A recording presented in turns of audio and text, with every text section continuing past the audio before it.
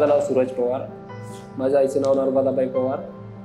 म्हणजे अगोदर आईला जेवणासाठी थोडा त्रास होत होता, तर आम्ही गावाकडे थोडा उपचार केला. त्यानंतर मग आम्ही सिटीत आलो होतो, भूत हॉस्पिटलला गेलो. मग तिथून इंडोस्कॉपी वगैरे ते बायोप्सी रिपोर्ट काढले.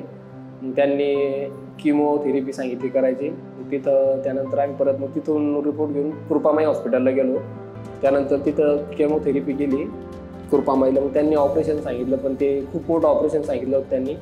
त्याच्यामुळे आम्ही तिथं ऑपरेशनचं हे नाही केलं. त्यानंतर मग मेडिकल हॉस्पिटलचं थोडं नाव ऐकून सनी इथं आलो. इथं आल्यानंतर डॉक्टर आनंद कर्नोड सरांना भेटलो.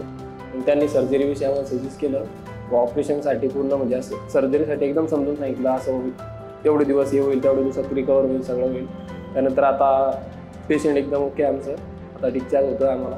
हॉस्पिटलमध्ये म्हणजे फॅसिलिटी खूप आहे, कारण की जेवण वगैरे सगळं पेशंटची खूप काळजी करतात ते.